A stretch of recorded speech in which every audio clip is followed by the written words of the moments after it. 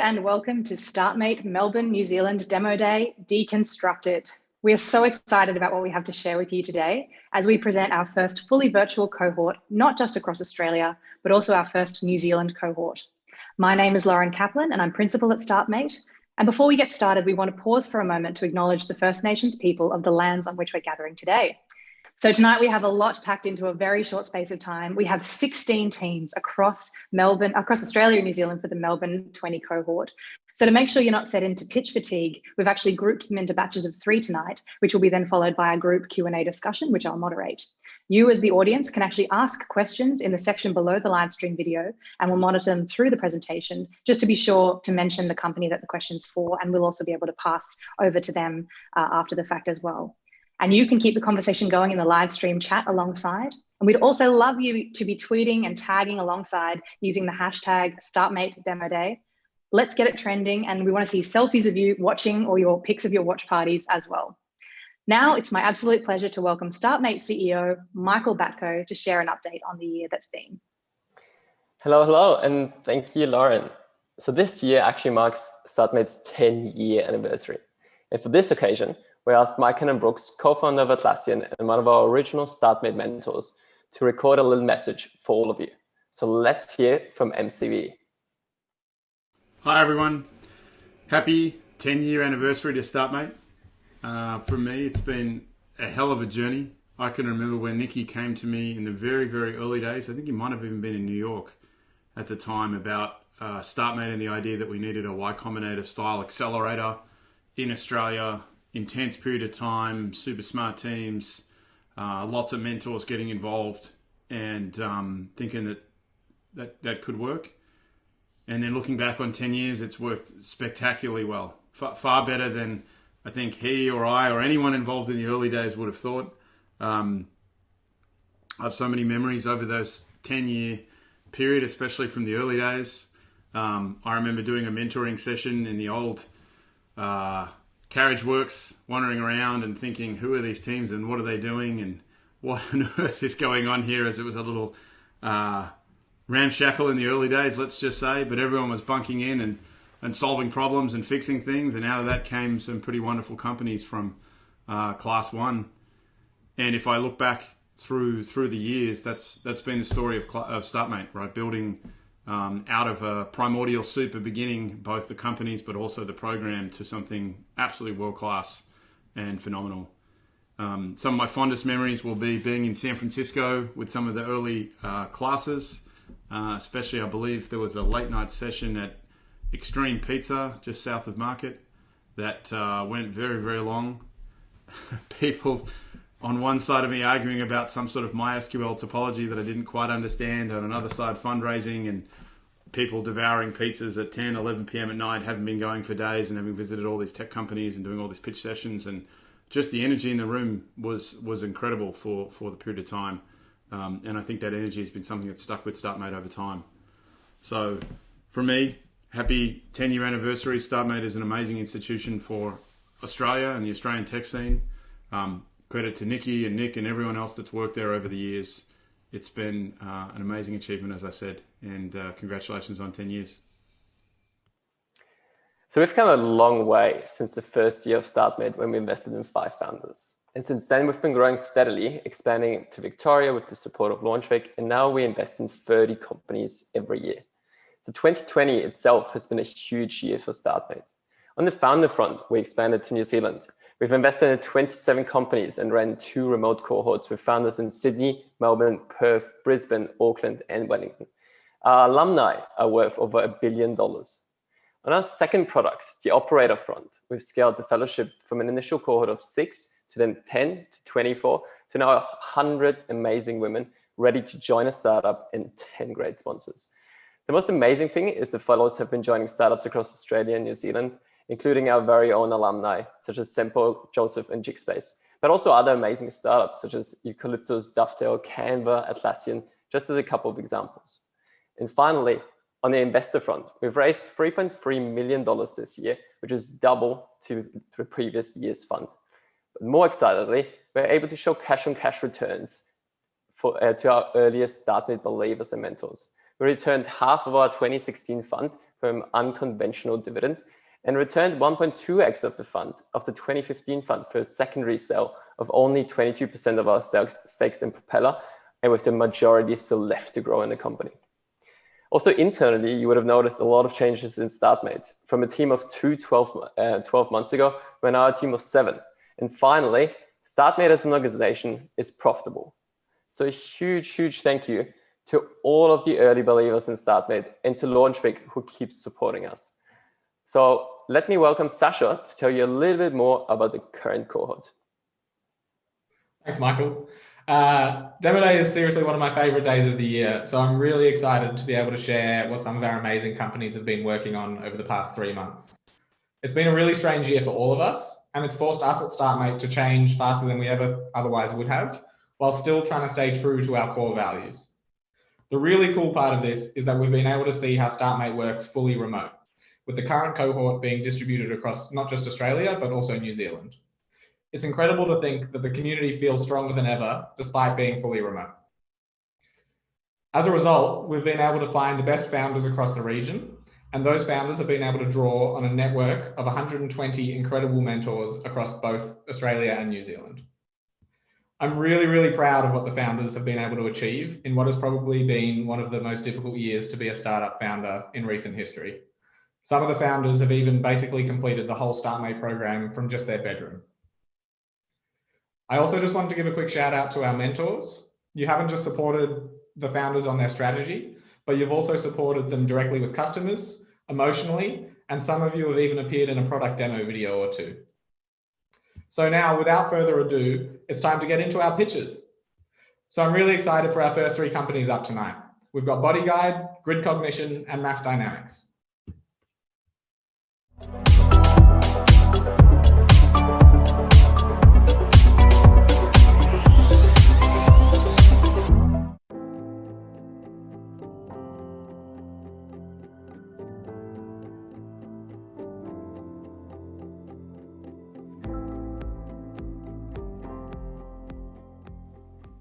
When you're in pain, it sucks. You really only have 2 options. You can Google it or you can make an appointment. We know Dr. Google doesn't work, and we know appointments can be expensive and time consuming. And that gap in services is why 2/3 of Australians, when they're in pain, they just ignore it. This is a problem I'm really passionate about because I'm one of those health professionals. I spent 10 years in my clinic helping people be pain-free. The solution is Bodyguide. Click on the area you're having trouble with, answer some questions, and in 2 minutes get a personal program just for you. Easy anatomy lessons, exercises, and self-massage techniques mean you can get rid of pain and tension on your own. We're in a really exciting phase at the moment. We've been doing efficacy testing for months, and we've just released to market about 3 weeks ago. The results are amazing. 72% of people with back pain experience less discomfort within just 25 minutes of using the product. Neck pain, 57%. And this is just the beginning. These numbers will go up and up as we improve the product. From a business point of view, we've got the consumer market going, but we've also got multiple inbound B2B leads from really different industries. We've even got a pilot lined up to support 3,000 seafarers at one of the world's biggest shipping companies. We see opportunities in regional health, low socioeconomic communities where they can't afford healthcare, aged care, and the American market is just there ready to go.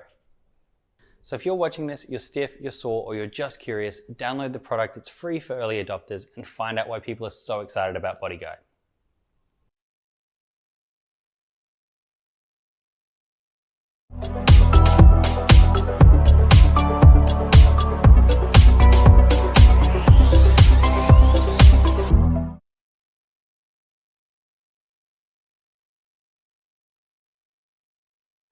Energy is the biggest part of the global economy, and for 100 years it's been stable and boring. But all that's changing with a shift to a world where everyone can own energy assets. Solar, storage, EVs, smart homes and buildings. Now the old players are fighting for relevance and new players are rushing in. We sold our last software startup to a big Australian energy business, and they in turn were just acquired by Shell.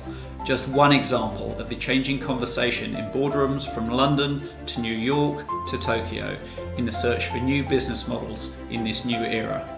We founded Grid Cognition to accelerate the global transition to a decarbonised, decentralised energy future. But optimising decentralised energy systems in dynamic energy markets is massively complex and can be super expensive if you get it wrong. Our customers use grid cognition to try before they buy, testing digital versions of their projects before they invest, and optimizing commercial performance once assets are on the ground. To build the technology that makes all this possible, we have assembled a crack team of energy gurus, software engineers, and data scientists. We're moving fast, and since starting in February, we've developed and launched version 1, sold our software to 5 customers, and they're designing virtual power plants for schools, solar and storage systems for mining operations, and community batteries for networks. We know the future will be 100% decarbonised, decentralised, and digitised. Energy will come from small but smart assets distributed throughout the built environment. So now we're seeking initial investment and engaging with customers across Australia and around the world, all wanting to plan and optimise the new energy future with grid cognition.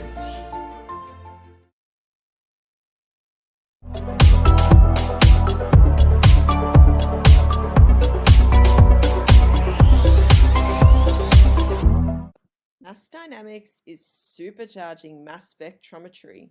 But what is mass spectrometry, I hear you ask?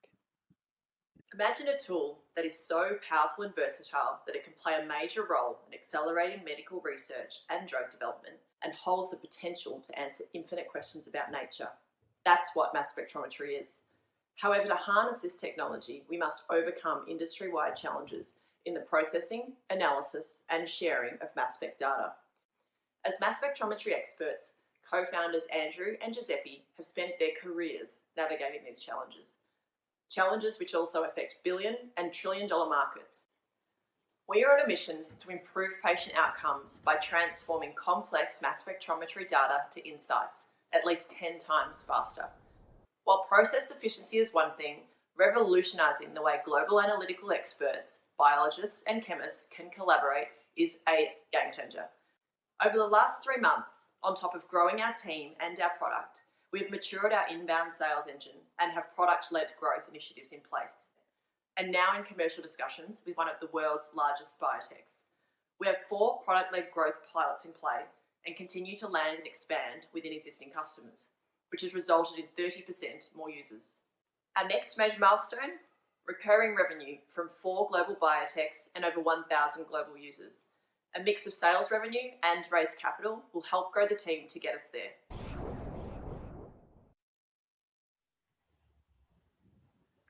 What a great way to kick off Demo Day Mel NZ 2020. We have our founders from Bodyguide, Grid Cognition and Mass Dynamics here with me now for a conversation. So welcome Matt from Bodyguide, Fabian and Pete from Grid Cognition, and Andrew and Paula from Mass Dynamics.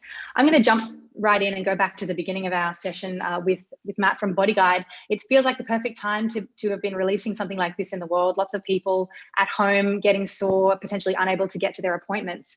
Are you actually raising for Bodyguide at the moment?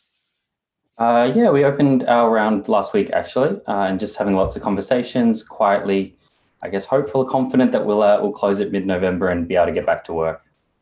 And what have the reactions been in terms of the opportunity for a platform like this to exist?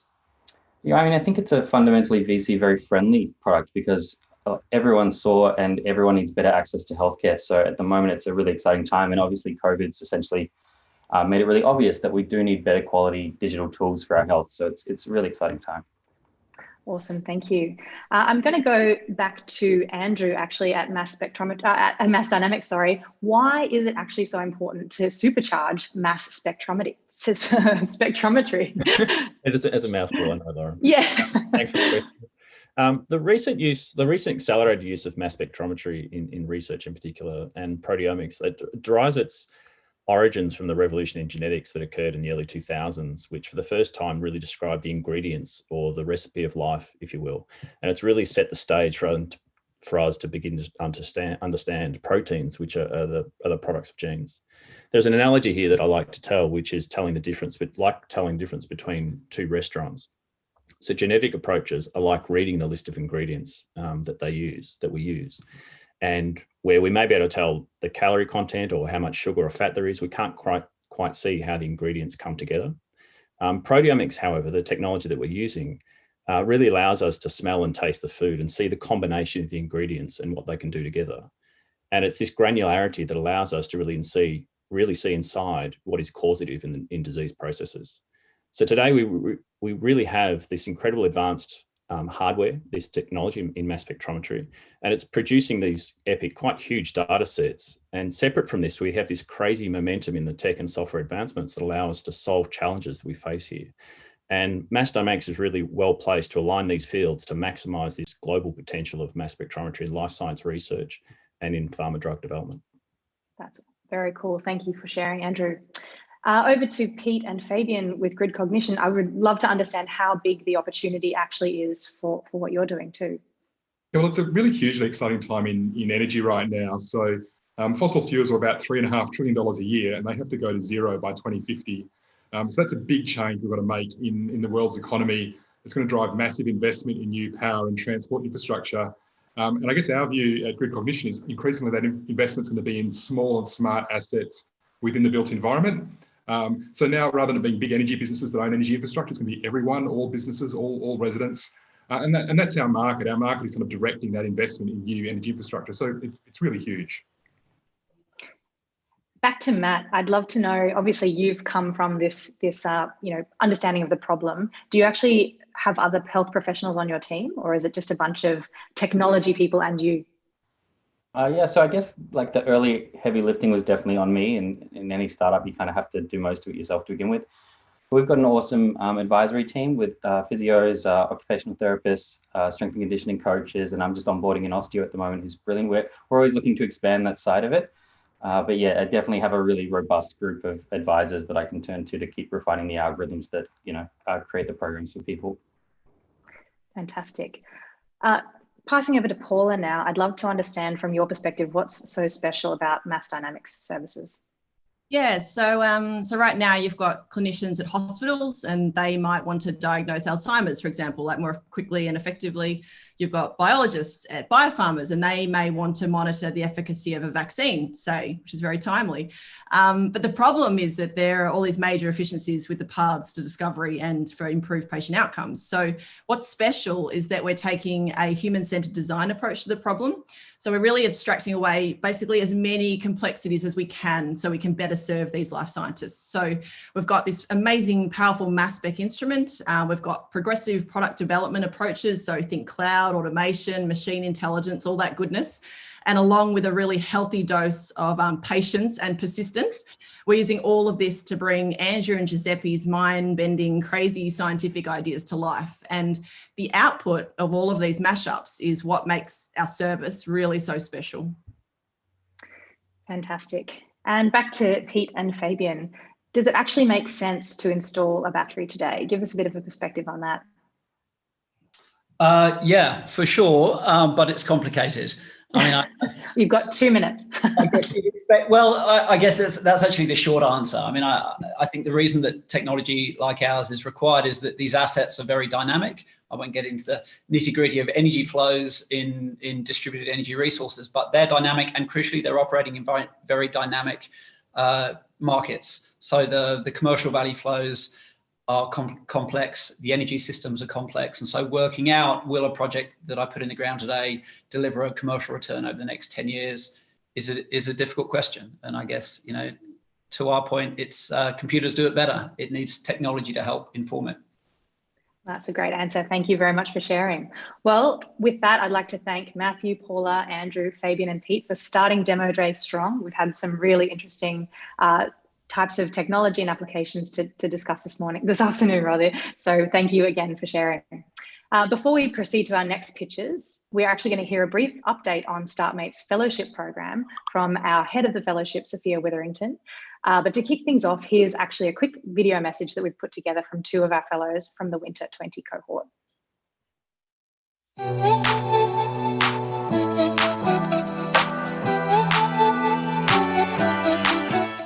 The Startmate Fellowship helped me to learn the importance of being very self-aware of my values, strengths and purpose. Really understanding what was important to me was the foundation to help me to make the transition and to find my dream job in the startup ecosystem. I learned from the Startmate Fellowship that while the startup world is not hierarchical, it is networked, and the energy and thoughtfulness that you put into that network has positive, multiplicative effects down the line. In July this year, I started a new role at Tempest Partners as the Financial Operations Manager. As part of the fellowship, I was fortunate to be introduced to Hannah Field as one of her coachees. Over the course of the program, we fostered a great relationship, and when a new role opened up with the team that fit with my skill set and the experience I was seeking, I was really lucky to be in the right place at the right time to apply for this role. I'm now beginning a new role as General Manager of Brand 4 at Eucalyptus, and I know that role would never have come about without the fellowship. The fellowship helped me to make contact with the team. It gave me internships, which allowed me to round out my consulting skill set, and it also put me in touch with people who could vouch for me being a good potential fit for the job. Hey, I'm Sophia, head of the fellowship. So we're now halfway through our 4th cohort with 100 women fellows, over 70 coaches who are senior startup leaders or investors in 10 sponsorship companies. Our mission is to actively create opportunities for women from a diversity of background and experiences to enter startups, whilst challenging our community to think differently about where their talent comes from. Fellowship talent covers product, operations, finance, investing, marketing, and sales, and they're open to opportunities from first official employee right through to the AWSs and Atlassians of this world. So by 3 cohorts time, the end of 2021, we want to have helped 300 women land a job in a startup. This is a tangible impact on gender parity in our local community. So if you're looking to hire a super talented, ambitious, and hungry fellow, please reach out to me on LinkedIn to get access to this pool of talent. Up next is our second package with Piper Vision, ZeroJet, and Arlula.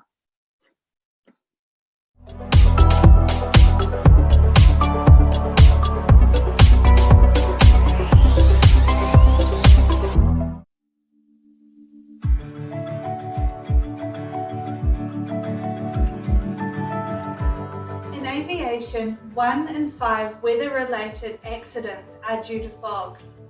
Today, fog stands as the second largest disruptor, halting both airborne and ground-based operations. For every flight that cannot take off on time, it creates a knock-on effect to the next flight in the schedule and those travellers. Altogether, this adds up to over $34 billion loss in both expenses and revenue. Our mission is to eliminate fog. We've created a plug-and-play system that clears fog and creates the visibility needed.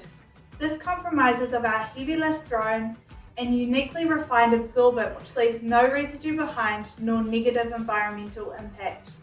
Over the last 3 months, we've secured, scraped and built a global database of flights and weather events. We have pivoted from international to regional airports and improved our sales model, moving from pre-revenue to over $350,000 in annual recurring revenue in agreements that are signing this month. Next, we will be beta testing our dispersal system and onboarding our first customers.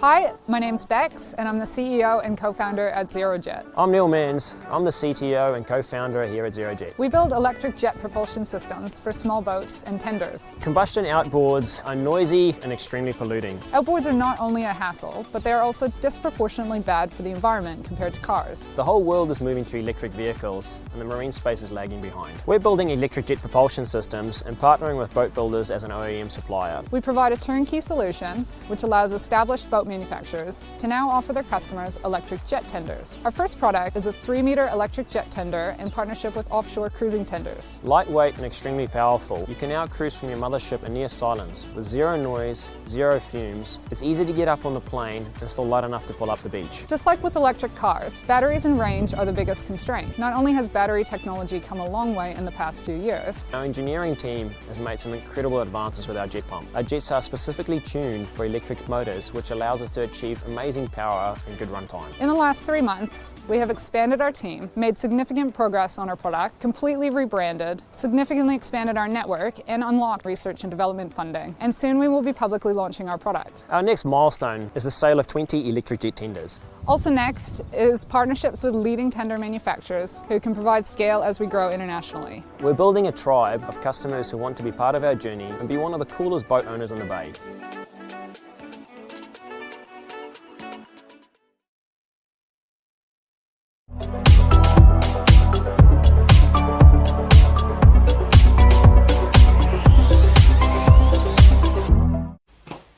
In 2019, a dam in the middle of the Brazilian jungle collapsed, killing hundreds of people, causing billions of dollars worth of damage, and destroying parts of the Amazon with toxic sludge and waste for decades to come. The company responsible for this was Vale, a large iron ore mining producer. The problem was that Vale didn't have access to the right satellite images at the right time for them to be able to know that this dam was going to collapse. We have created one of the most profoundly useful resources ever, satellite imagery. And the problem is, we're just sitting on it. No one has easy access to it. The reason for this is that it still takes 2 weeks for an image you've ordered to be delivered. User license agreements are incredibly restrictive, and there's still no single point of access to the global network of satellite data archives today. At Alula, we've solved these challenges. We've created an API that allows you to search through the millions of Earth images globally and order only the data that you need. Since the beginning of our Startmate journey, we've tripled the number of API users on our platform. We've generated over 100k ARR of new deals in less than 3 months, and we've delivered terabytes worth of satellite imagery data through our API infrastructure to our end users. Looking forward, we've also just signed 2 new LOIs with satellite operators who want us to exclusively host and distribute their data products in 2021. In order to expand our product offerings and scale globally, Alula is looking to raise a $1.2 million seed round. If you're interested or would like to learn more, please feel free to reach out. My name's Sebastian, and I'm from Alula, a streaming platform for Earth imagery. Thank you. Okay, so I have Emily from Piper Vision, Bex and Neil from ZeroJet, and Sebastian from Alula here on the line with me. I'm actually going to go to Sebastian first to ask about your Startmate experience. What are the biggest takeaways you've actually learned from some of your earliest customers that you've been chatting to over this time? Yeah, no, that's a great question. So what we really were able to do with those customers was uncover the core problems of the industry. And that's the fact that there is this new emerging type of satellite imagery customer that requires data. And it used to be government and defense. And now it's slowly starting to transform into commercial users. And there are a lot of these commercial users coming online, and they need better service. They need service that allows them to access satellite data much faster and at a better rate. Okay, that's really interesting. Thank you. Emily, you've also been experiencing some really interesting times for your business in the middle of COVID with planes being grounded around the world early on in the year. How have you actually been able to approach sales through this time? Yeah, great question, Lauren. So for us, our biggest learning amidst COVID was really, we've got an awesome opportunity to really test out all of our technology on these airfields that are quiet, but B, we actually also uncovered a slightly different target market than what we were initially looking at, and that's these regional airports who are now sort of fighting to retain their routes that they had before COVID hit and finding ways to stay relevant for that geographical area. So we can help them to attract aircraft in to become an emergency landing area for when fire season starts, then that can help them to sort of retain their current revenue, maybe attract a little bit more and stay relevant. Fantastic. What an interesting use case to emerge from COVID. Well, Bex and Neil, I just have one question for you. Can I buy an electric jet tender from you? Yes, absolutely. We are selling electric jet tenders already in partnership with Offshore Cruising Tenders, our first partner. And our first systems are planning to be delivered in Q1 of next year. That's great news. For all of you out there who are also looking for an electric jet tender, maybe for Christmas, get in touch. Back to Sebastian. What's been the reception from the satellite operators to your approach? Oh yeah, no, that's really interesting, because in the beginning of the last 1.5 years, the satellite operators, especially the big names, they were a bit hesitant about working with us. But now, as they've seen our progress and they've seen how effective we are at this, they're actually starting to open up and start working with us, especially some of the smaller players as well. Now what's happened is we've actually seen a reverse, where more companies are actually coming to us to see if they can actually monetize their assets more effectively through Alula than they could have just by themselves as well. Interesting. And Emily, just technically speaking, why is visibility actually required at an airfield, from a technical standpoint? Don't the instrument landing systems kind of take care of that? Yeah, so for planes, they leave the automated operations when it comes down to operating around an airfield. And there's a huge safety requirement for them to have that visibility, not only to sort of land, but also to maneuver around an airfield. And for an aerodrome controller, they must sight all aircraft on the ground in order to move. So whilst there's a small proportion of aircraft that have a special technology on board that allows them to auto land, they still face a disruption on the ground when it comes to moving all of those aircraft at once. And so we're looking to sort of clear that visibility for both airborne but also grounded flights as well. Fantastic. Back to Bex and Neil, are you only focused on the tender market, or are you actually looking to bring this technology systems for bigger boats as well over time? Yeah, definitely not just the tender market. We've had quite a number of customers already inquiring for quite specific size boats, particularly around 2 ton and around 6 meters and larger. So yeah, from starting to 2021, beginning of 2021, we'll be starting to scale up our systems and focus on bigger markets as well. And are you raising another round, or raising a round through that time as well? Yes, we will be. We'll be opening our second round in the second quarter of our next round in the second quarter of 2021. Okay, fantastic.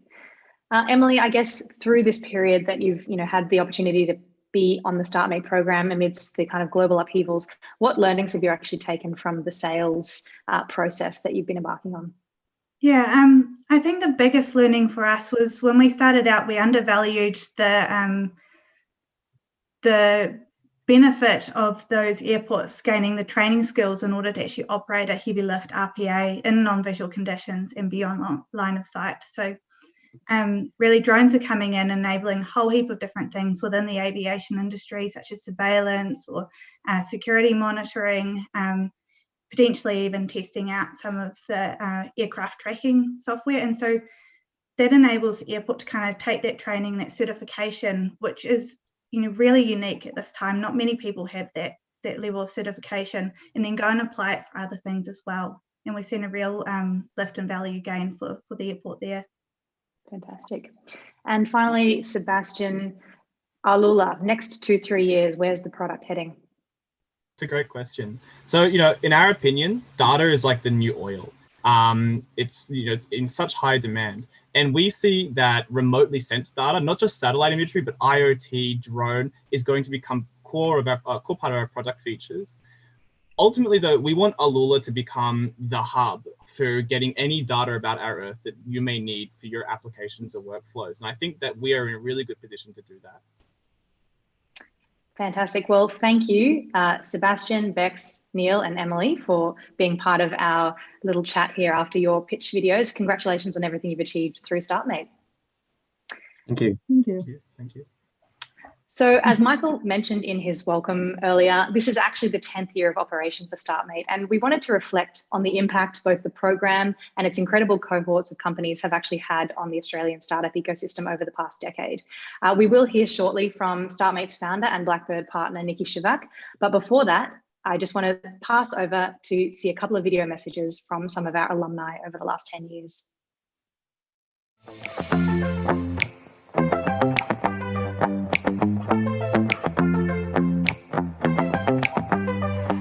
2011, that inaugural batch of Startmate, it was game-changing to me, completely changed my life.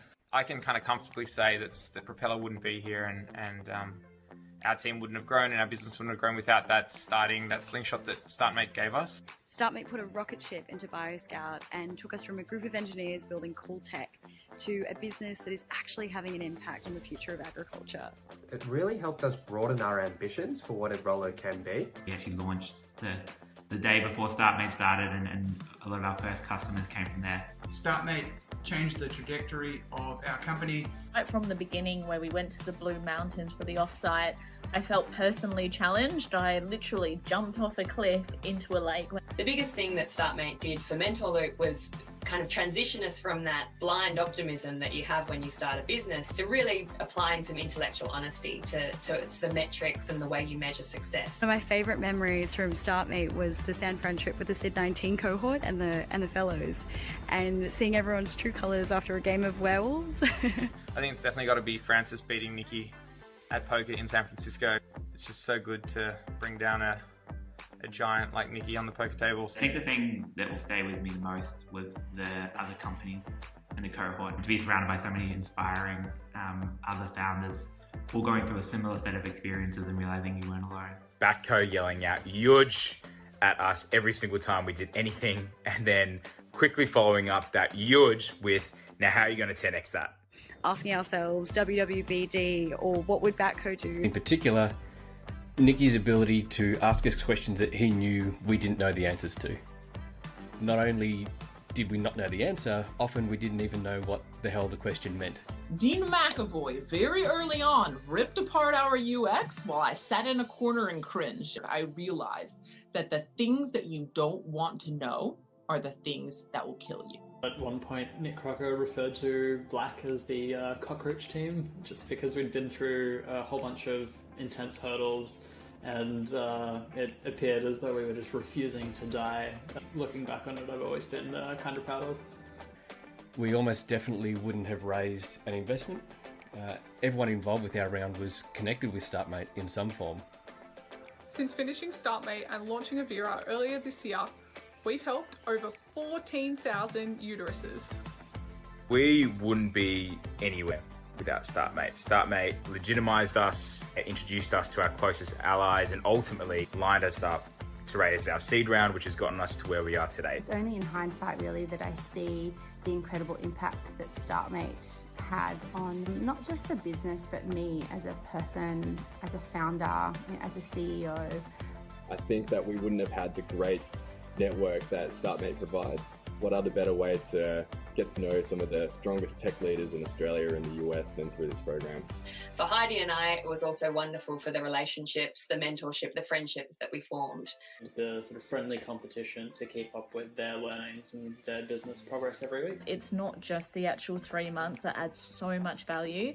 It's post that 3 months. The network that you have of investors and other founders. The biggest and best pool of mentors and founders in Australia, New Zealand, extending into Asia and the United States. You know, to have such a massive group of cheerleaders who only want to see you become the very best version of yourself is an incredible feeling. I definitely want to give a shout out to Batco, Rachel and Matta for instilling an insane growth mentality in us, but also more importantly, making sure that through that entire period, we were okay. Nikki, thank you so much for your mentorship and guidance then and now, and thank you for founding Startmate. So Nick Crocker, Sam Wong, Chris Sharkey was also exceptional, down to earth, and exactly the kind of person that I needed in that moment as well. Nick and Sam from Blackbird, Rory, Mike,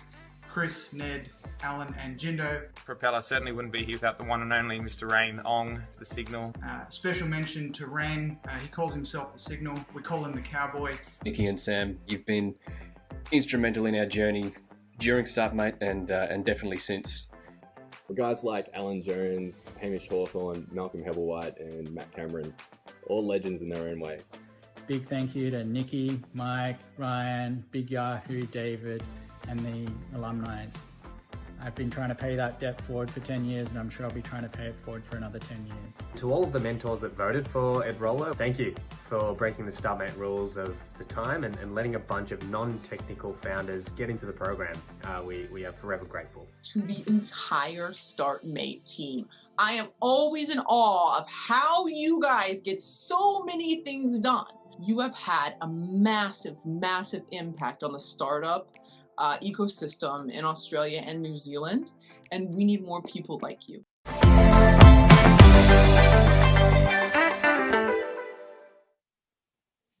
Hey everyone, and happy 10th birthday to Startmate.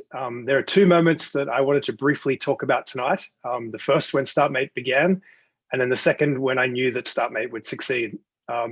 First, as strange it is to look back and to try and describe Startmate 10 years ago, I imagine it will be equally as strange to tell all of those original mentors 10 years ago that we will be having a live online video call with 2,000 people in the middle of a global health pandemic. Startmate 10 years ago was very unimpressive. It was formed through a series of coffee meetings in Latteria in Darlinghurst with a small group of believers. And I say believers because I don't think I've ever convinced anyone of Startmate. They have already believed in it, and I've just unlocked that belief. Our plan in the beginning was to give nerds with no business experience a chance. It's strange to think that investing in product people would be contrarian back in 2010, but people believed back then that you needed business experience. Founders were encouraged to do business plan competitions rather than speak to customers, and so on. As Startmate has grown, so too has the groups of people that we want to take a chance on. So much of society is underestimated, and it's our job to give them a swing at life. Startmate is not a person, it's not a team, it's a community. And more precisely, Startmate is the circle of life. And so when I knew Startmate would succeed was really when seeing the magic of Silicon Valley, when a founder builds a technology company and invests and helps the next generation. And then you repeat that over a number of cycles of, say, 7 years, and then the ecosystem grows exponentially more and more, and then the more lighthouse companies succeed. So the moment I knew Startmate would be successful was in our second batch. The two founders of Gravel, Stuart and Anthony, had just sort of sold their startup to Walmart quickly after the first cohort, quickly became mentors and investors in the second cohort, and then helped with sort of double the enthusiasm of any other mentors. And really, community is magic, and it compounds relentlessly. The important thing is not the first decade of Startmate, but the many more decades to come. So everyone on this call has an opportunity to do something important. You can join a startup, you can start a startup. The important thing is that you make a huge impact. So please aim high. Your chances of success are so much greater now with the 2020 version of Startmate community behind you. So with that, now back to the pictures.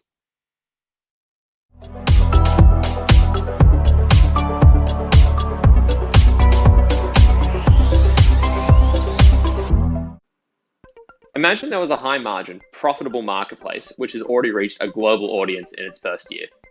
It sounds too good to be true, right? Laser Trade is a marketplace for medical professionals to buy and sell equipment directly to each other, where we handle all of the engineering checks and the freight's included. We started out in cosmetic medical, selling equipment just like this one here to dermatologists, cosmetic doctors, and skin clinics around Australia. These systems can deliver life-changing results, as you can see on screen right now, such as port wine stain treatments to newborn children less than a week old, as well as the not quite as life-changing Brazilian laser hair removal equipment, but it depends on who you ask. Medical cosmetics has a market size of $5 billion a year, but the problem of connecting medical professionals together exists in every single medical domain. And the global medical device capital equipment market is $102 billion a year. Already, over 25% of our buyers has actually been from countries other than Australia. We've sold systems to dermatologists in the Philippines, as well as to a group of cosmetic surgeons in China. And understandably, tackling a global market from day one, it's a hell of a task. But we have the team to do it. We've got experience in the industry, and we have a track record for selling capital equipment. Since last year, we bootstrapped the company, and in the last 3 months alone, we have doubled our GMV. And we know that in a marketplace, constraints are everything, or else you'll end up fizzling out. So for this reason, we're moving concentrically through verticals one at a time, and we have our launch into dental equipment next in line.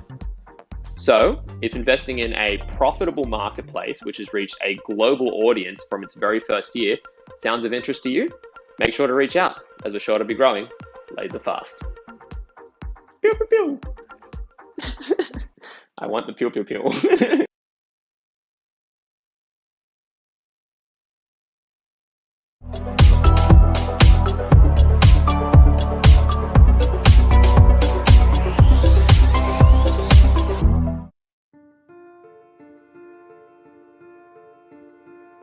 Hi, my name is Eddie. My absolute passion has been reading books and discussing them with my friends thereafter. Recently, however, disaster. My eyesight has faded to such a degree that I'm no longer able to read books. To get a book, he needs to call and place an order through his local blind foundation. The audiobooks will get burnt onto a CD and posted to him. Before placing his next order of books, Eddie needs to send the CD back to be destroyed. This whole process can take up to 7 days. At Sona, we believe reading is a human right. We're building the Spotify for accessible content, removing barriers to publish works so that all this is accessible and affordable to people with reading disabilities. The struggle Eddie had to go through, it's experienced by hundreds of millions of people across the world. Even with all the commercial providers out there like Audible, Scribe, and library apps, access to content can still be a problem because reading is more than just books. It's also magazines and newspapers. Foundations across the world are creating hundreds of books and magazines every day.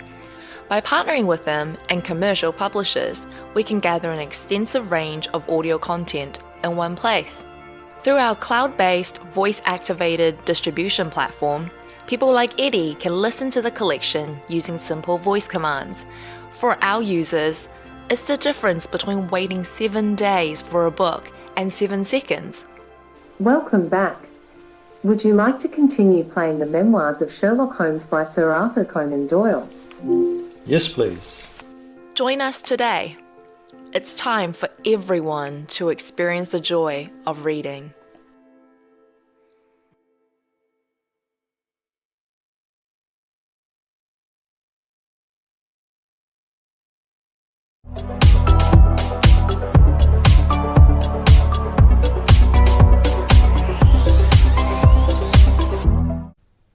Today's meat industry is currently facing increasing pressure to reduce their environmental footprint.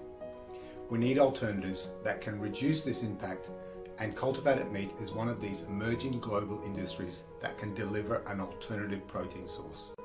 One of the major problems facing cultivated meat is the availability of an affordable, scalable, and edible cell culture scaffold to grow a meat alternative.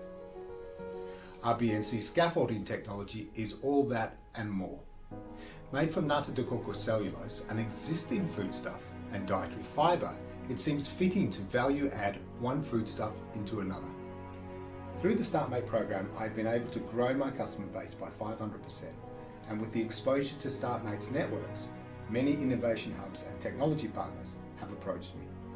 By spending time listening to these customers, I have also been able to improve my product line and can now supply a range of different cell culture scaffolding to suit individual company needs. My next milestone will be to continue increasing my customer base, move into a dedicated processing facility to scale up production, and become the largest supplier of BNC scaffolds in the world.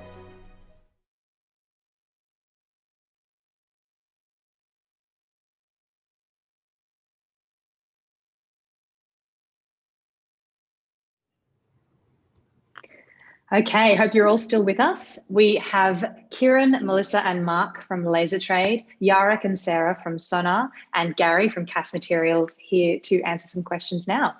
I wanted to go to Gary first to ask specifically, what does BNC stand for? Tell us about it. All right, so BNC stands for bacterial nanocellulose, which is a cellulose polymer made from the non-hazardous bacteria of waste, so we can turn waste into this cellulose product. And I now have a technology that converts that waste product into a scaffold that we can grow edible and cultivated meat on. And how has the BNC scaffolding technology been received by the cultivated meat industry so far? been received very well. We've only been going about 6 months now, and certainly have got quite a wide range of customers from not only just the cultivated meat industry, but we've got a lot of institutions and even multinational companies interested in this technology. I've got many customer testimonials from it. From them, and one of the ones I like, probably that sums it up best of all, is that they've said that the BNC microcarriers and scaffolds provide us with the most flexible platform for cultivated meat. No other commercially available animal-free carriers are edible. And of course, I can't tell you who that's from because I've signed NDAs with most of these companies, and we need to keep things a bit confidential. That's good feedback nonetheless. Thanks, Gary. To Yarrick and Sarah from Sona, one of our New Zealand teams, I'd love to know about your Startmate experience, what you've actually achieved in the last 3 months, and where are you going next with Sona? Well, we've added 15,000 more books onto our platform, so the total now is at 27,000 titles, which is pretty exciting. We landed 2 different foundation customers from New Zealand and Royal National Institute of the Blind, which is in the UK. And we've got a pipeline of foundation from 7 different countries now. We even have individuals emailing us, reaching out to us and be like, hey, how can we use your service? So it really shows that people care about what we're offering and are willing to pay for it. So we're really looking forward to expanding our team on the sales and engineering side to be able to onboard more foundations and more individuals and get on to trialing that crowdsourcing content creation idea that we're really excited about as well. So we'll be raising to do that. Fantastic. Well, congratulations on everything you've achieved so far. And now to Kieran. So where did the idea for Laser Trade come from? Tell us more. Yeah, it sort of actually rolled out organically. So previously I was selling large medical capital equipment. And whenever you sell anything, the doctors always say, well, what can you do with the old one? The answer was really throw it away, which was terrible. So what I started doing as a favor was I would say, I'll try to sell it for you, but I'm going to take a small clip on that. And then eventually I was like, bloody hell, I might as well just put all these little things I'm putting onto a separate page and then advertise that page. And then eventually I had a business. It was a bit of a strange organic rolling into that. That's the kind of entrepreneurial spirit we look for at Startmate. Love it. And I might throw to Mark now as well. So, Kieran's just given us a bit of an example of why people don't do the sales for themselves, but what actually is getting in the way of this happening more organically at scale? Look, there's nothing stopping people doing it themselves. What we sort of provide is like when you sell a house, so someone goes to sell a house, you could sell your own house, but then you've got almost all the advertising or the conveyancing, the lawyers, the inspections, be there every Saturday morning or Sunday morning when you're doing inspections. And same with us. We provide that extra value of letting people not have to organize the inspections of the machines, of the devices, of having to advertise on the site, organizing logistics and shipping. So it saves a lot of time and money. And for a lot of these people, they've got busy businesses, they've got people coming all the time. They want to be able to just get the machine out of there and get their new devices in and keep going with business. Okay. And speaking of kind of competing against the status quo or the existing behaviors, to Sarah and Yarrick, how is Sona actually different to Audible and other services that might, allow this kind of thing to happen? Right, we often get this question. So there are 3 main differences. Well, first, Audible deals with publishers and authors. We deal with copyright exempt content. Because we're dealing with people with reading disabilities, we don't need to ask for permissions and copyrights, and we don't have to pay royalty payments. So it means we can take any book, convert it into an audiobook, and distribute it to our members. Second difference is Audible deals mostly with books. You can't find periodicals like magazines and newspapers recorded daily on Audible because the process of uploading anything to Audible is quite long and complicated. On our platform, we will have newspapers, magazines updated and recorded daily. And finally, the business model. On Audible, you need to pay $15 per every book. With us, you will be able to get unlimited access to all the content just for $5 a month. And we pitched our idea to Amazon and they liked it, and they are giving us a lot of support in building our platform. Great to hear. Congratulations. And Gary, are you opening a funding round off the back of your time with Startmate, and what are your milestones for your runway? Thanks, Lauren. Yep, certainly today we're officially opening a seed funding round, and we're asking for $600,000 for an 18-month runway. The milestones that we want to reach in the 18 months will be to scale up production of the BNC scaffolds, and that will be incrementally. we'll sort of scale and with the cultivated meat industry, and we'll go with them. We're certainly going to increase our revenue through small scale commercial agreements. We'll employ 2 new staff members and certainly strengthen and progress the provisional and the intellectual property that we have. Fantastic. Well, good luck with that raise. Thank you to Kieran, Melissa, Mark, Jarek, Sarah, and Gary. Congratulations on everything you've achieved over your time at Startmate as well. So before we continue with our next batch of videos, I hope you're all sticking with us. I hope you're tweeting. I hope you're gramming your watch parties. We'd love to hear what you're up to and how you're enjoying it. And I now wanted to welcome my colleague and head of the accelerator, Sasha Kerbert, to talk about our upcoming office hours program and the next accelerator in tech in 2021. Over to you, Sasha. Thanks, Lauren. Hey, everyone again. Sorry to interrupt your regularly scheduled programming like this, but Lauren didn't pay for the ad blocker feature this time around. So this is a message for all the early stage founders in the room. We have something for you. So we run this thing called office hours twice each year, where we open up our mentor network for 2 weeks to founders anywhere around Australia and New Zealand. The whole point is to give founders the opportunity to get advice from been there, done that before mentors. We match founders with someone that can help them overcome their biggest challenge. So if you have a challenge that you need help overcoming, you should definitely apply. In May this year, we connected 500 founders with relevant mentors for over 1,000 mentoring sessions over the 2-week period. And it was really awesome to see the impact it had both on the founders and the mentors. We're especially looking for climate-based startups because, as some of you might have seen in the press this week, we've just welcomed the Clean Energy Finance Corporation to the Startmate family, who's going to be supporting the next 6 climate cohorts. So if this is you, jump on our website, check out office hours, check out the next accelerator intake for January next year, and apply. So up next, we have Law on Earth, Daz, Good Thanks, and Landlord Studio.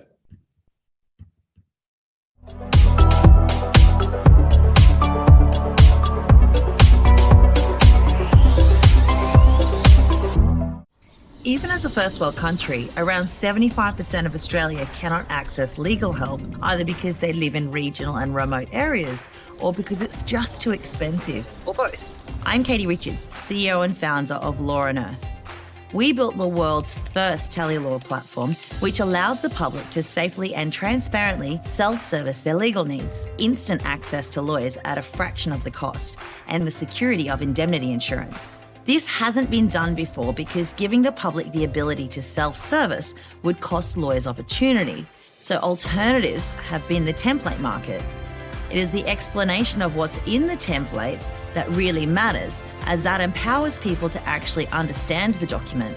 Having legal immediately on tap requires finding a secure way to make that connection to protect all parties. Over the past 3 months, we have contracted with Drake for 60,000 advice sessions annually, onboarded our first software engineer in-house, attracted over 400 new members, changed our pricing models to subscriptions, completed the operations manual and customer acquisition strategy, loaded a further 370 precedents and documents, and Thomson Reuters are now preparing their campaign to over 5,500 law firms to gain more advisors. Our next milestone is a capital raise in the coming months to expand our platform into New Zealand and the UK by June 2021, at which point we're expecting to have around 40,000 active users in the Australian platform.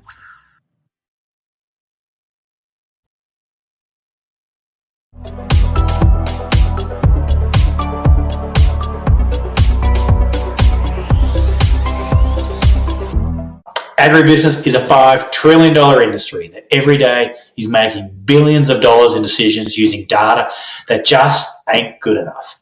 From farmers to finance, insurance to investors, everyone's doing their best, but too often they're having to guess. And the impact is profound. So backed by CSIRO, the team at DAS have built the first rural intelligence platform. Our platform answers questions that existing technology cannot answer. And the proposition is resonating with agribusiness leaders both locally and globally. Today we're working with some of the biggest players in the business, including Rabobank, IAG, Cargill, Nutrient and JLL. The exciting news is the tailwinds behind DAS have become a gust. DAS software supports remote work and is enabling agribusiness leaders to respond to the impact of climate change. We've achieved a lot in the last 3 months since joining Startmate.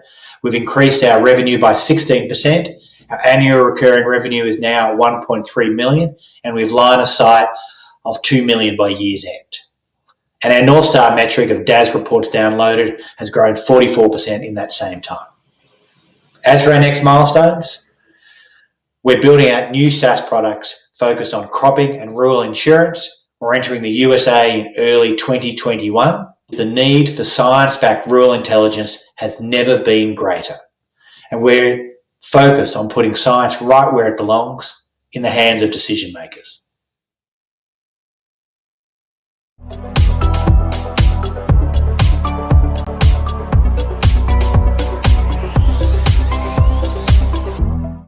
Hi, we're Good Thanks. Recognition is really hard and people are unique. They have different preferences and personal situations, which means a well-intentioned gift often misses the mark. Thankfully, there's a better way. At Good Thanks, we're on a mission to build the world's best gifting and recognition tool. Here's how it works. When someone does good, say thanks. The recipient has choice, either receive a gift or choose a charity. 100% goes to the cause. Unlike other recognition solutions, receiving thanks actually feels good, and giving thanks feels even better.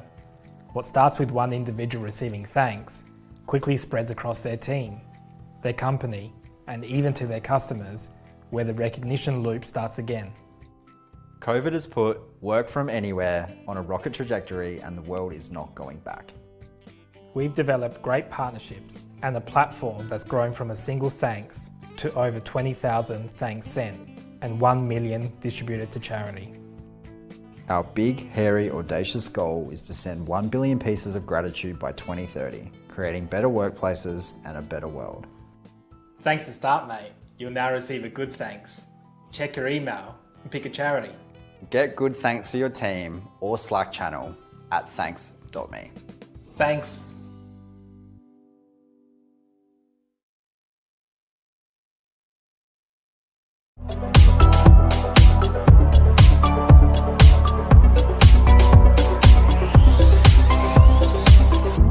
Being a landlord comes with a range of complex jobs, whether it's tracking rent, expenses, paper receipts, or getting prepared for tax time. It can easily feel overwhelming. That's why we built Landlord Studio. Landlords need a tool to automate their income and expense tracking so they can replace Xero, Excel, and other outdated software which don't play well together. No matter how many properties you manage, Landlord Studio is a system that is powerful, simple, and most importantly, designed for landlords. Landlord Studio is used in over 70 countries, and over the last 3 months we've had extensive organic growth, adding 18% to our MRR to reach a total of $46,000. In the future, Landlord Studio will utilize the data that we've collected to assist landlords through the entire property management lifecycle, including financing their next purchase, insuring their asset, as well as automating property management. We see a world where open banking makes it so easy to change mortgage providers, just like it's easy to change phone numbers today. In fact, we've already referred our first 2 mortgage leads. And furthermore, we've converted 4 renters' quotes into actual policies. Landlord's core value has been customer-centric. We've listened to our customers from day one, and no matter where we end up or how big we get, our customers' happiness is our North Star. I prefer Landlord Studio. I prefer Landlord Studio. I prefer Landlord Studio. I prefer Landlord Studio. I prefer Landlord Studio.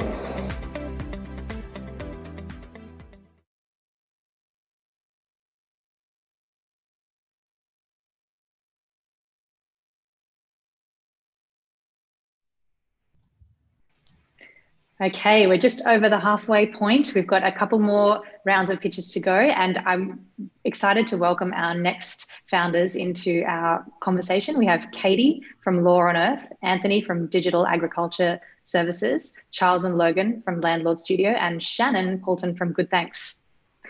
So Shannon, I'll start with you. Everyone would have gotten a little email from Good Thanks on behalf of Startmate. I'd love to understand why now. Why is this the time for this kind of gifting platform? I guess like welcome to situation normal.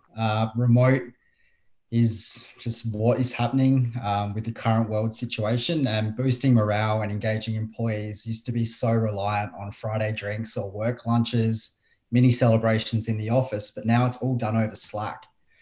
People also care like really deeply about where they work and what their impact is. And companies that think more about how and where they give back will have a competitive advantage in how they retain both talent and customers. Fantastic. Well, it's exciting. I hope everyone appreciates their little thanks that they've received and can give it to somebody or can make a good donation. Anthony, I wanted to talk about DAS to understand. Obviously, it's clear to see the kind of regional or Australia-wide picture for DAS, but how big is the global opportunity for what you're doing? Yeah, I mean, we're based in Melbourne, so we're focused on building a globally scalable business, kind of driving impact from science.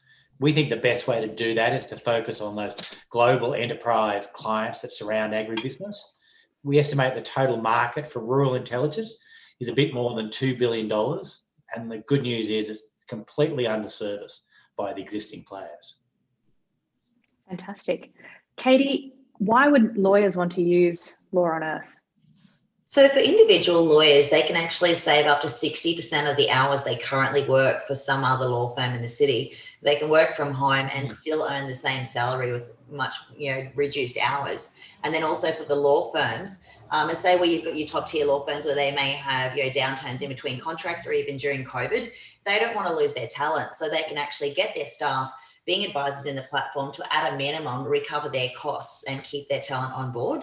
And they also use it, it's like a way that they're getting paid for doing their own business development and attracting people to their firms, but it also works for the public because the public has that trusted environment to get, that 20-minute up to an hour's long tele-law session where they can gain trust in that lawyer and see whether they actually need to take things further. Okay, that's really interesting. Thank you. Charles and Logan, I'm interested in a bit of competitor analysis for you guys and what you're doing with Landlord Studio. How is what you're doing different to the similar prop tech platform here in Australia? Yeah, so different's not a competitor. In Australia and New Zealand, the vast majority of landlords will use a property manager. That's where a product like Different works very, very well. In our target market in the United States, the majority of our customers are over half the rental stock is owned by landlords who manage their own property. And so that's where our software works quite well. And the Internal Revenue Service in the United States, they've got very, very strict laws in terms of how much tax you need to pay. So our system kind of keeps track of all that for the landlord. Great. Shannon, back to you. You've got an interesting enterprise product-led sales approach. The enterprise sales are notoriously slow, but with a product-led approach, obviously there's an ability to gain traction. You've got strong conviction that this product-led sales approach will work. What evidence are you seeing of that at the moment?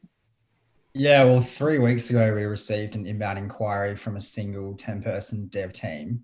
We gave them the Slack beta. They deployed it to a single channel, but with the ability to thank the wider workspace. And then last week, their employee experience lead for the whole organization reached out for a whole of org proposal. So in 3 weeks, turning a 10-person trial into a 450 head sale, which is product-led growth. That's fantastic. Congratulations. Speaking of growth and product evolution, Anthony, how do you think about product evolution for DAS, and what have you learned through Startmate that's kind of got you on the right path for that?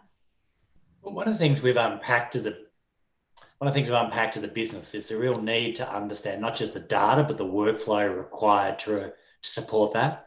We'll release a new SaaS product at the back end of October, which is focused on cropping, and that's predicting what's growing on every field in Australia over the whole season, which is really powerful. And that technology is globally scalable.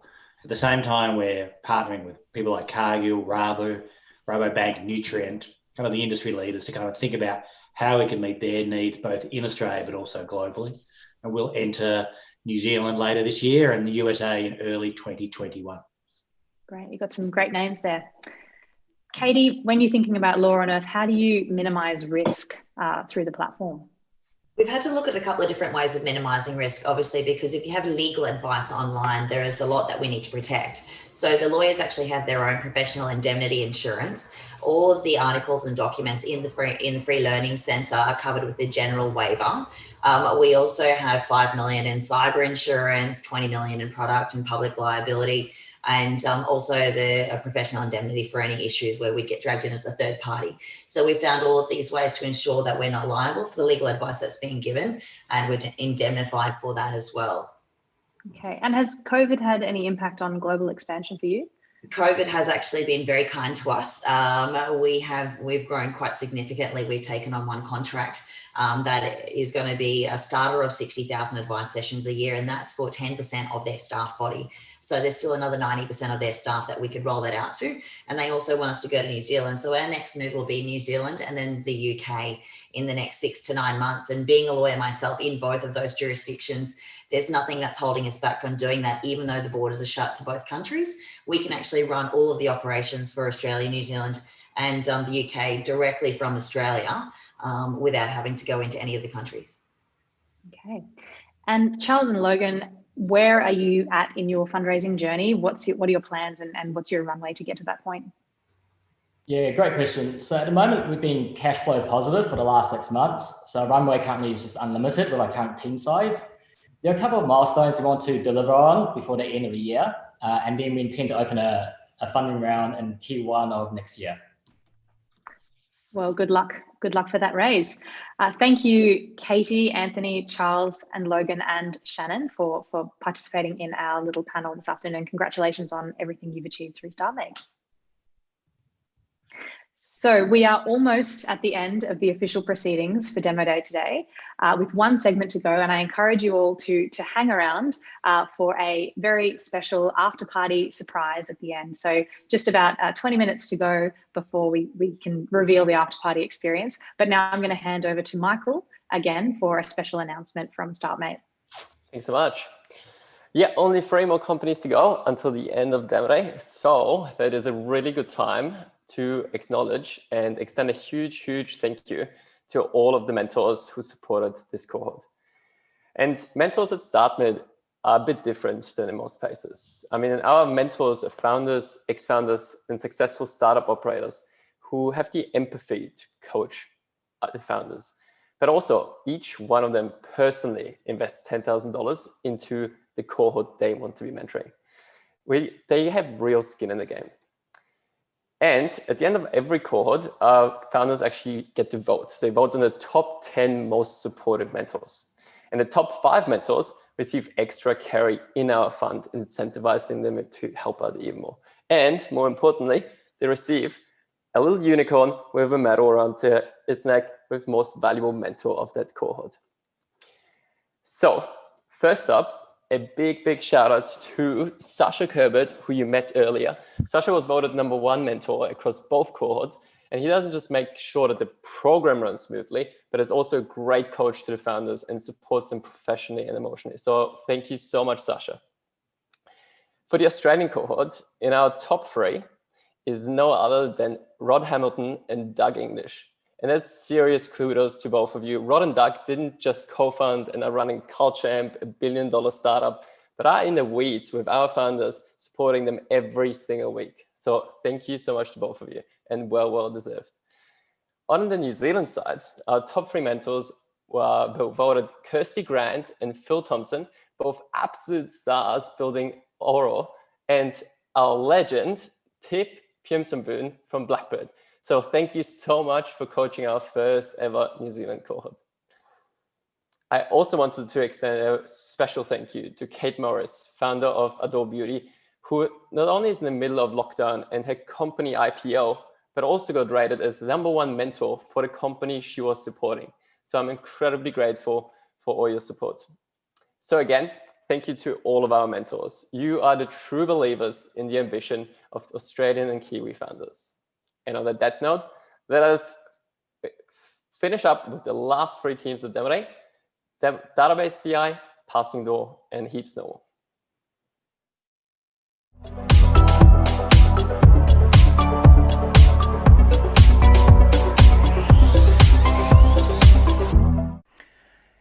Database CI, we're on a mission to make databases a joy to work with. Right now, it's hard for developers to build and test software without clones of the real data. But cloning risks data breaches. And copying big databases is slow. Or you can use mock data, but that soon gets out of date. We've all heard stories about a laptop full of sensitive information that gets left behind on a train. That happens because developers have no way to get realistic but safely anonymized data clones of an appropriate size.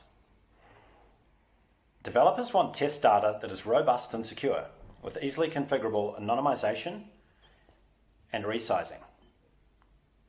But that's hard to do right. Luckily, there's nobody better than Database CI to solve it. Our open source database tools are used to build infrastructure at companies like Xero, and are also used to build core internet tech like the Python package index. During Startmate, we've signed letters of intent with customers who are excited for us to rescue them from their data problems, including giants on the ASX. Using developer tools should be a joyous experience. It sounds almost obvious, but data workers in a data-driven world need the right data on demand. Developer tools need to be not just better, but beautiful and fun to work with. That's the mission we're on, and we won't stop until we get there.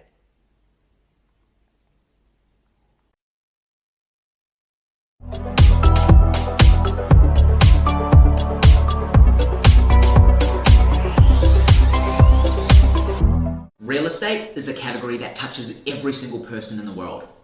Home ownership has always embodied security and success, and for most people, it's life's most important transaction. But the problem is, people are not living in the best home because buying and selling is too difficult and expensive. Here's what I mean. I've got a mortgage of 80% on my home. Could I be living somewhere closer to work? Definitely. Am I going to pay 3 to 6% to sell my home and lose 15 to 30% of my equity? Definitely not. Multiply this thinking by just 10% of New Zealand homeowners and you've got 100,000 households. That's more than the 70,000 households that transacted last year. In the US, 10% represents 7.7 million households. And that is why residential real estate is a highly illiquid market globally. Passing Door's mission is to empower everyone to live in their best home. To date, no business model has solved all 3 core problems required to unlock massive liquidity: costs, risks, and convenience. We're digitalizing the flow of leads and data from the real estate market to decentralize and remove asymmetric information. In simple terms, we're going after homeowners before they transact to connect them directly with buyers. What makes us unique is our ability to also match to any agent with a potential buyer in our system. Imagine, 10 years from now, your asset is digitalized and liquid. You can transact instantly and seamlessly in a world where a better place to live is recommended to you as your needs change. That is the future that we're building today. Over the last 3 months, Startmate has raised our ambitions to a whole new level. We've increased ARR by 40% from 50K to 70K and launched our consumer MVP. Our next milestone is to start facilitating these transactions, and we're raising up to $1 million to make that happen. So, if you're interested in building the future of real estate with us, then let's talk.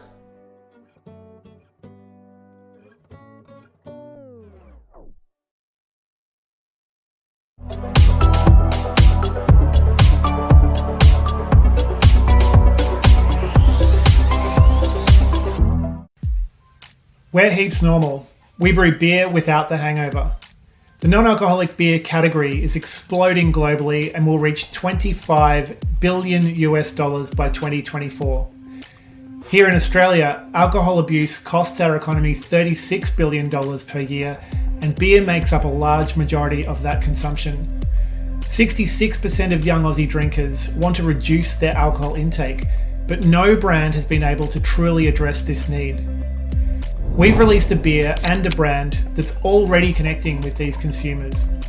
In our first 10 weeks in market, we've established distribution through more than 150 wholesale customers nationally, generated more than 80K in revenue, and sold more beer than we've made.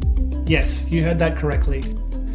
We've developed a patentable brewing process. We're the only non-alc beer company to have partnered with a yeast lab to continue pushing R&D and innovation in the category, and have a plan that positions Heaps Normal as the independent category leader in 18 months from now.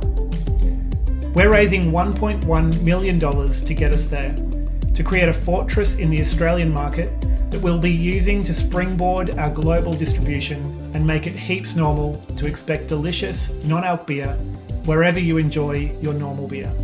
Cheers.